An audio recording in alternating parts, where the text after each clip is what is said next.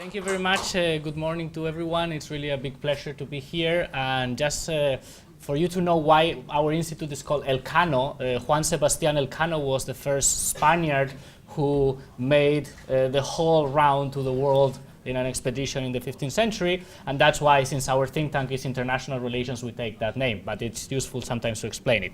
So I consume half of a minute with this, so big problem. Now, I wanted to talk about what can Asian monetary integration learn from European monetary integration.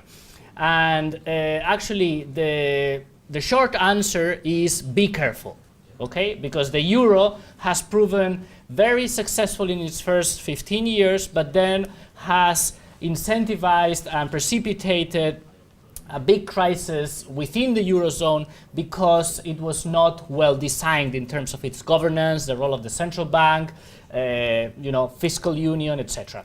So we did some research on this, and we started with the assumption taken by some quotes that I point out here from different authors that if the euro survives, and we are our operating assumption in Europe is that for good we have to make it work. So this is a project that will continue. In other regions of the world, Asia, but also Latin America or the Middle East, it could be, a useful template for guidance, because Europe, as you know, is in many issues ahead in experimenting with regional integration and in finding, which way works, which way doesn't. Just to give you some of these ideas by Benjamin Cohen, one of the big experts on international political economy and monetary affairs, EMU is clearly viewed as a test case for a strategy of pooling rather than surrendering monetary sovereignty. And then Ken Rogoff also, at that point at the IMF, now at Harvard, also goes on with this idea that, if the euro proves to be, a useful way of pooling monetary sovereignty in a world in which dollar shocks, so the hegemony of the US dollar, proves very problematic for everybody. Not just for China, as we know, but also for European countries, especially the French before the euro, who very often complained about the excesses of U.S. monetary policy, the Nixon shocks in the 70s, etc., etc. This could be a very powerful argument, right? So basically, we wanted to ask, why aren't monetary unions more common? And here, I don't have time, but the literature basically tells you that for successful monetary unions, you need, that's what Benjamin Cohen suggests, you need leadership by a country that leads, together with a sense of community, which is a political identitarian element much more difficult to create, right? At face value, this is not really present in Asia. We have competing powers, rival powers in sometimes, from Japan, China, Korea, etc. And this sense of community, it's a work in progress, right? So we wanted to test this hypothesis, and we did a lot of field work, and I'll explain you just the main results, showing that, first of all, how do Asians think the euro has protected Europe from the unpredictability and abuse of monetary power on the side of the United States? And this goes well into the current debates with currency wars, with quantitative easing, with Bernanke's monetary policy since 2008, sending all this liquidity outside, etc.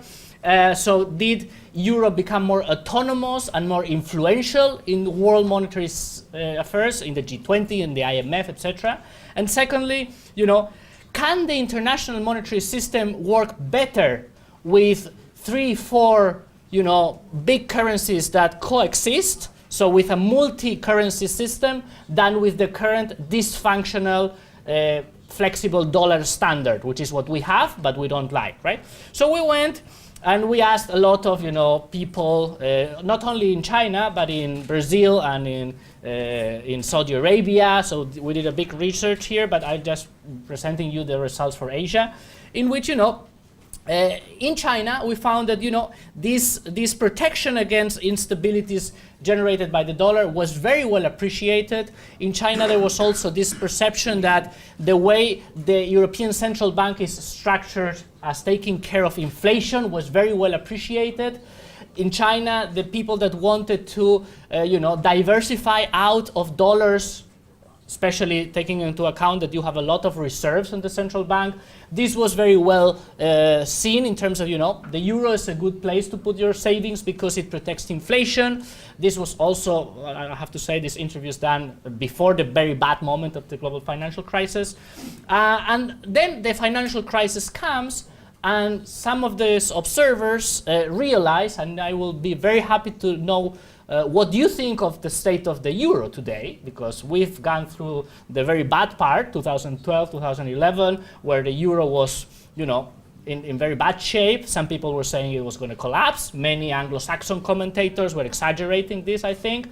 We had another episode of the Greek crisis recently. But basically, when the global financial crisis comes, some of the weaknesses of the construction of the euro that I can summarize very briefly in not having a clear mandate by the central bank of being a lender of last resort, of not having a banking union, to solve the problems of the financial system more fast, and not having a fiscal union capable of transferring funds from some regions to others when that's necessary, because Europe is not an optimal currency area, but the United States is not an optimal currency either. It has the institutions to underpin its well-functioning, and of course, Asia, Southeast Asia in general is not an optimal currency area, but that's not the issue. The issue is if you can complement the imperfections of the area with some, common policies, right? So basically, the crisis means that you have to be much more careful, much more cautious about, jumping into monetary integration without preparing for these elements in advance. And basically, we can say, here's some quotes. EMU is an example that has to be studied very carefully, but cannot be copied. East Asia has many cultural differences compared to Europe, and there's still a lot of political division, especially between China and Japan, in this issue of complementarity. And then we can say that, going beyond this Benjamin Cohen's hypothesis that you need one leader, if you look at the details of Europe, the euro was created really as a bargaining between France and Germany, the two big players in the European Union. So, that's not present, having this equilibrium in Latin America. Brazil is too big compared to the others. That's not present in the Gulf cooperation countries. Saudi Arabia is too big. You could think that that's, to a certain extent, present in Asia, between China and Japan, right? And maybe having Korea collaborating as well. But again, the truth is that the counterbalance, forces between France and Germany are not in Asia yet. I mean, the bad story is that France and Germany get together and talk after two very big wars. I'm not saying there's not been conflict in this region of the world, but in a way this sense of community was much easier, also provided by the umbrella of US cooperation and the period of post-Second World War. So to summarize and not get beyond my time, EMU provides guideline, but it's not a template to copy, so be very careful. We're still working on it, and things that we can tell you is be very careful. Don't tie your hands too much before this is going to work. The euro crisis shows the risks of moving towards monetary integration too fast. Monetary integration requires more than just one leader, one hegemon. It requires, at least two partners that counterbalance and give different visions that are complementary. And this, to a certain extent, could be developed in the future in Asia, but it's difficult. And then, the issue, you have the Shanghai initiative, you have other initiatives that we can discuss, but, it's not there yet. And as Sebastian said, it's likely to happen at some point far in the future, complemented by the reform of the international monetary system, which is clearly dysfunctional. But the lesson is be careful. Thank you very much. Perfect.